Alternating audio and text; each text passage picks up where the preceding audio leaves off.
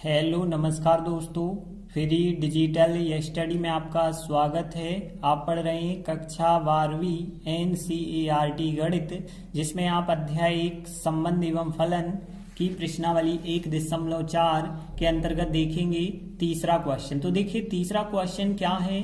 एक समुच्चय है 1 2 3 4 5 में जो ए संक्रिया बी, इस बार देखिए स्टार का चिन्ह ना बना के कोई भी चिन्ह बना दिया है। तो ए संक्रिया बी का जो मान है वो निम्नतम ए बी है, मतलब ए और बी में से जो निम्नतम संख्या होगी वो उसका आंसर होगा। तो देखिए इस जो है द्विआधारी संक्रिया पर हमें विचार करना है और इस संक्रिया के लिए हमें संक्रिया सारणी भी बनानी है। तो देखिए सबसे पहले लिखा हमने हल के बाद देखिए हमें एक समुच्चय दिया गया है 1 2 3 4 5, मतलब आप ए और बी के मान जो है इसी समुच्चय से लेंगे और आंसर क्या आएगा, जो आपने ए बी लिए हैं उनका निम्नतम आएगा।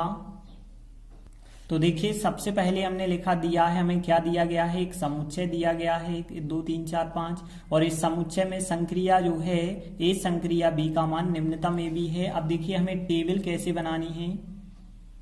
तो देखिए संक्रिया सारणी हमें कैसे बनानी होगी, तो ध्यान देना सबसे पहले संक्रिया का जो चिन्ह दिया गया है वो संक्रिया का आप चिन्ह बनाएंगे। अब देखिए यहाँ की संख्याएं ए कहलाती हैं, यहाँ की संख्याएं बी कहलाती हैं। तो देखिए सबसे पहले ए का मान भी 1 2 3 4 5 हो सकता है। तो हमने यहाँ पे 1 लिखा, 2 लिखा, 3 लिखा, 4 लिखा और 5 लिखा, क्योंकि ए के मान इतने हो सकते हैं 1 2 3 4 5 और बी के भी मान 1 2 3 4 5 हो सकते हैं। तो हमने यहाँ पे 1 लिखा, फिर यहाँ पे 2 लिखा, फिर यहाँ पे 3 लिखा, फिर 4 लिखा, फिर यहाँ पे हमने 5 लिखा। अब देखिए संक्रिया सारणी आपको कैसे बनानी है। देखिए यहाँ पे ध्यान देना, यदि आप बात करें, यदि हमने 2 संक्रिया 3 का मान निकाला तो 2 संक्रिया 3 का मान क्या होगा। देखिए हमें पता है जब ए संक्रिया बी का मतलब है निम्नतम ए बी, मतलब 2 संक्रिया 3 का मतलब होगा 2 और 3 में से निम्नतम संख्या कौन सी है, 2 है। जैसे हमने कहा होता 3 संक्रिया 5 निकाला तो 3 और 5 में से कौन सी संख्या निम्नतम है, तो 3 है। जैसे हमने कहा होता 3 संक्रिया 3 का मान बताइए तो 3 और 3 में छोटी 3 ही है, क्योंकि अब यहाँ पे छोटी बड़ी नहीं कह सकते, वही छोटी होगी वही बड़ी होगी, तो निम्नतम भी 3 होगी और उच्चतम भी 3 होगी। तो यहाँ पे जैसे हमने कहा 1 संक्रिया 1 की बात करें तो 1 संक्रिया 1 का मान भी होगा 1, क्योंकि 1 और 1 में निम्नतम होगा 1। तो उसी प्रकार से यहाँ पे यदि हम देखें तो 1 और 1 में निम्नतम क्या होगा, 1 होगा। 1 और 2 में से छोटा जो होगा वो 1 होगा। 1 और 3 में से छोटा होगा वो 1 होगा। 1 और 4 में से छोटा होगा 1। 1 और 5 में से भी छोटा होगा 1। बात समझ आ गई होगी कि 1 और 1 यदि आप लेते हैं तो निम्नतम 1 है, 1 और 2 लेते हैं तो निम्नतम 1 है, 1 और 3 में भी निम्नतम 1, 1 और 4 में भी 1, 1 और 5 में भी 1 होगा। आप देखते हैं 2 और 1 में छोटी संख्या जो होगी वो 1 होगी। 2 और 2 में छोटी संख्या 2 ही होगी। 2 और 3 में छोटी संख्या 2 होगी। 2 और 4 में छोटी संख्या 2 होगी। 2 और 5 में छोटी संख्या 2 होगी। 3 और 1 में छोटी संख्या 1 होगी। 3 और 2 में छोटी संख्या 2 होगी।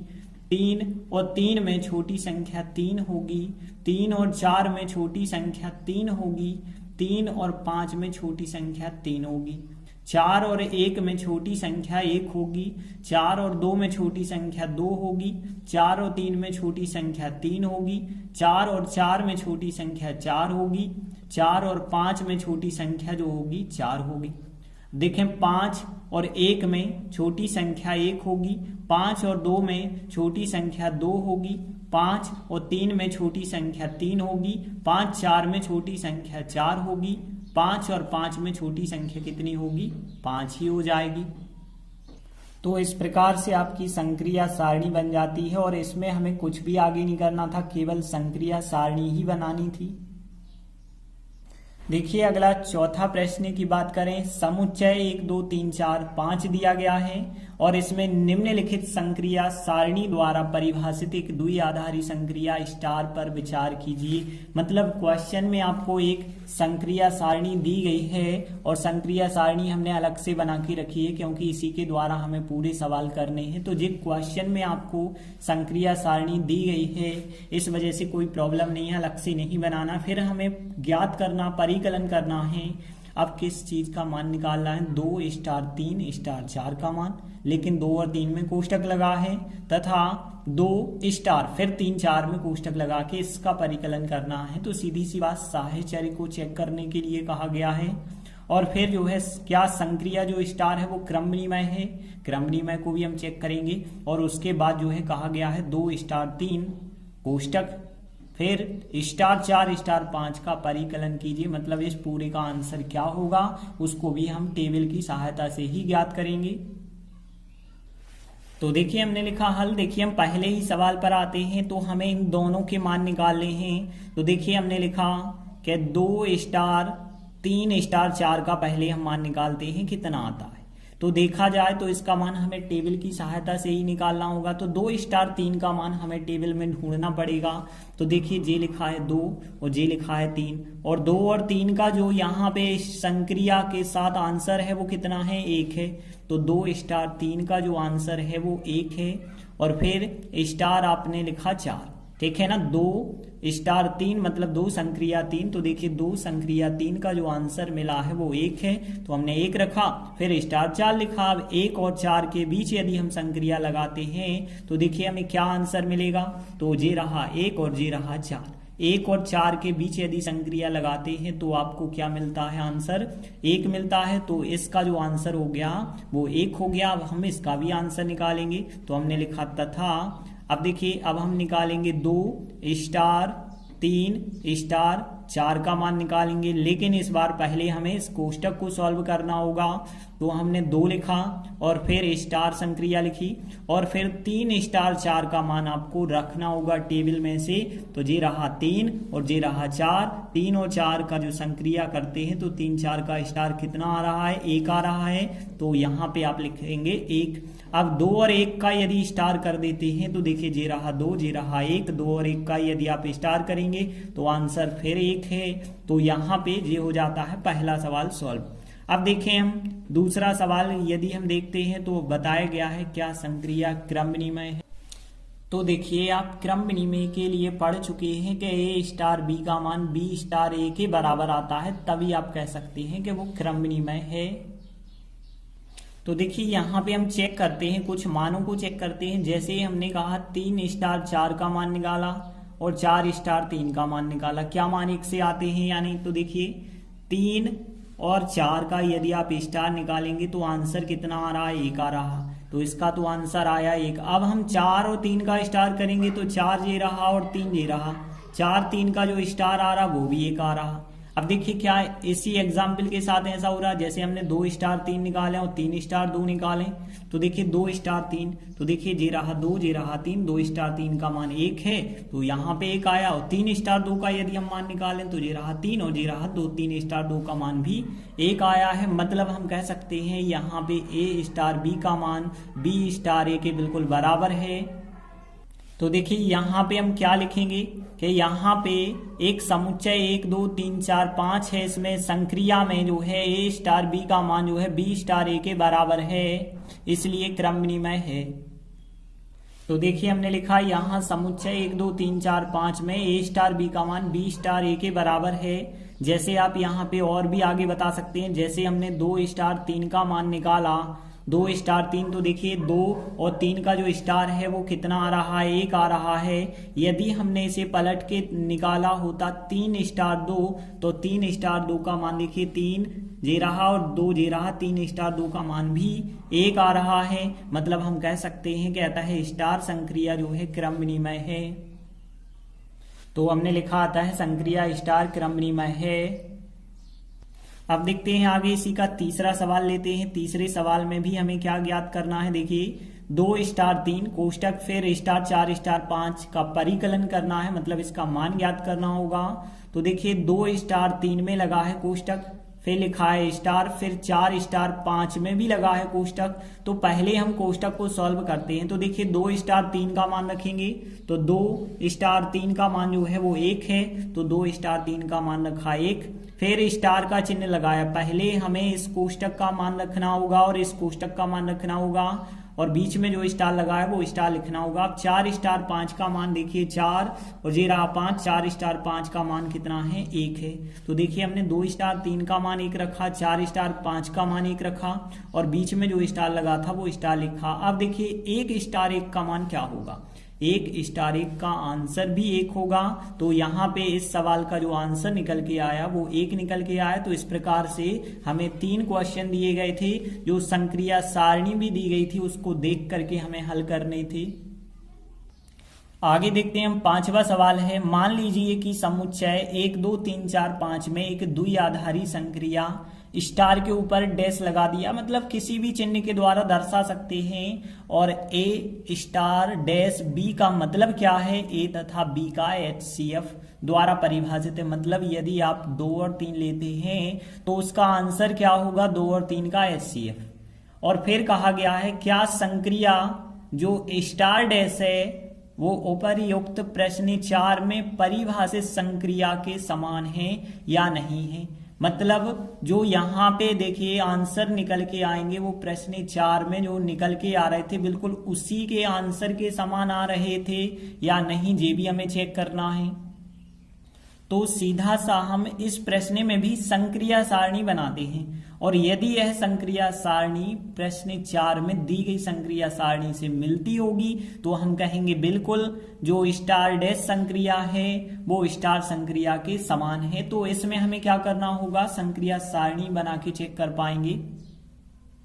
तो देखिए हमने सबसे पहले लिखा दिया है हमें एक समुच्चय 1 2 3 4 5 दिया गया है। इस समुच्चय में जो संक्रिया है स्टार डैश वो किस प्रकार से है, ए स्टार डैश बी का मान जो है ए तथा बी का HCF मतलब महत्तम समावर्तक के बराबर है। तो देखिए अब हम संक्रिया सारणी बनाते हैं। तो यहाँ पे देखिए स्टार डैश के लिए संक्रिया सारणी बना रहे हैं। देखिए ए के मान कितने होंगे आपके पास, ए और बी के मान दोनों ही इस समुच्चय पर आधारित होंगे। तो ए का मान 1 भी हो सकता है, 2 भी हो सकता है, 3 भी हो सकता है, 4 भी हो सकता है, 5 भी हो सकता है ए का मान। और बी के मान यहाँ पे लिखे जाएंगे तो बी के मान भी 1 भी हो सकता है, बी का मान 2 भी हो सकता है, 3 भी हो सकता है, बी का मान 4 भी हो सकता है, 5 भी हो सकता है। तो इस प्रकार से बी के मान हो सकते हैं। अब देखा जाए तो एक संक्रिया 1 का मान कितना आएगा, तो एक संक्रिया 1 का मान आएगा ए तथा बी का HCF। तो हम सबसे पहले आपको HCF ज्ञात करना बता देते हैं।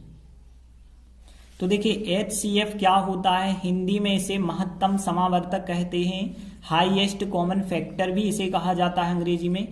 तो यहाँ पे ध्यान देना, जैसे हम बड़ी संख्याओं का बताते हैं, जैसे हमने कहा 5 और 15 का HCF कितना होगा। तो देखिए HCF को आप बाद में समझें, मतलब सरल सी हम ट्रिक बताते हैं आपको। 5 और 15 में कॉमन क्या है, 5 और 15 में आप कॉमन देखेंगे तो कितना है, 5 है। तो इनका HCF कितना होगा, फिर 5 होगा। यदि हमने कहा होता आपसे 10 और 12 का HCF कितना होगा, तो 10 और 12 में कॉमन निकलता है 2, तो 10 और 12 का जो HCF होगा वो कितना होगा, 2।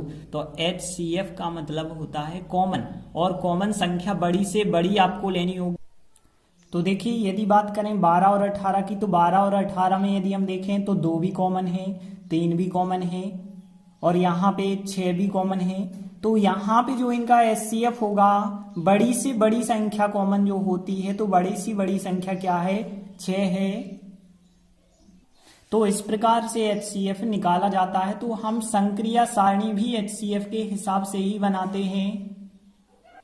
तो देखिए टेबल में यदि हम देखें तो 1 और 1, सबसे पहले 1 और 1 में कॉमन क्या होता है, 1 होता है। तो 1 और 1 का HCF 1 होगा। अब आप देखें 1 और 2, तो 1 और 2 में कॉमन निकालेंगे आप 1 आएगा। 1 और 3 में कॉमन निकालेंगे तो भी 1 आएगा। 1 और 4 में यदि आप कॉमन निकालेंगे तो भी यहाँ पे 1 आएगा। 1 और 5 में यदि आप कॉमन निकालेंगे तो भी 1 आएगा। मतलब 1 और 1 का HCF चाहे हम HCF कहें या कॉमन कहें एक ही बात है। 2 और 1 में यदि आप कॉमन देखें तो 1 होगा। 2 और 2 दोनों में से कॉमन देखें तो 2 ही कॉमन हो जाएगा।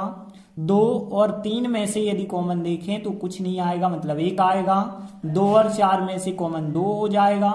2 और 5 में से यदि हम कॉमन की बात करें तो कुछ नहीं होगा, 1 होगा। अब हम देखें 3 और 1 में से कॉमन 1 होगा।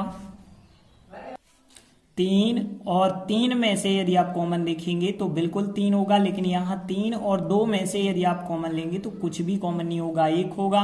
3 और 4 में से कॉमन भी 1 होगा। 3 और 5 में से कॉमन भी 1 होगा। 4 और 1 में से कॉमन 1 होगा। 4 और 2 में से कॉमन निकालेंगे 2 होगा। 4 और 3 में से कॉमन 1 होगा। 4 और 4 में से कॉमन 4 होगा। 4 और 5 में कोई संख्या कॉमन नहीं होगी, मतलब 1 होगा। 5 और 1 में कॉमन निकालेंगे तो यहाँ पे कितना होगा, 1। 5 और 2 में भी कॉमन कुछ नहीं हो सकता, 1 होगा। 5 3 में भी कॉमन कुछ नहीं होगा, 1 होगा। 5 4 में भी कॉमन कुछ नहीं होगा, 1। लेकिन 5 और 5 में कॉमन जो हो जाएगा 5 होगा। तो देखिए इस प्रकार से आपको संक्रिया सारणी प्राप्त हो जाती है। तो देखिए यह जो संक्रिया सारणी हमें प्राप्त हुई है, अब हमें चेक करना है कि प्रश्न 4 में जो संक्रिया सारणी थी क्या बिल्कुल उसी के समान है। तो आप देख सकते हैं कि यह संक्रिया सारणी प्रश्न 4 में जो संक्रिया सारणी दी गई थी बिल्कुल उसी के समान प्राप्त होती है। तो आप लास्ट में लिखेंगे यह संक्रिया सारणी प्रश्न 4 में दी गई संक्रिया सारणी के समान है। तो देखिए हमने लिखा यह संक्रिया सारणी प्रश्न 4 में दी गई संक्रिया सारणी के समान है, इसलिए जो यहाँ पे स्टार डैश संक्रिया है, यह स्टार डैश जो द्विआधारी संक्रिया है प्रश्न 4 में दी गई संक्रिया स्टार के समान है। तो देखिए हमने लिखा इसलिए द्विआधारी संक्रिया जो स्टार डैश है प्रश्न 4 में दी गई संक्रिया स्टार के बिल्कुल समान है, और बिल्कुल हमें यही दर्शाना था। तो इस प्रकार से हमारे 3 क्वेश्चन कंप्लीट होते हैं। आगे के वीडियो में हम आगे के क्वेश्चन करेंगे। धन्यवाद।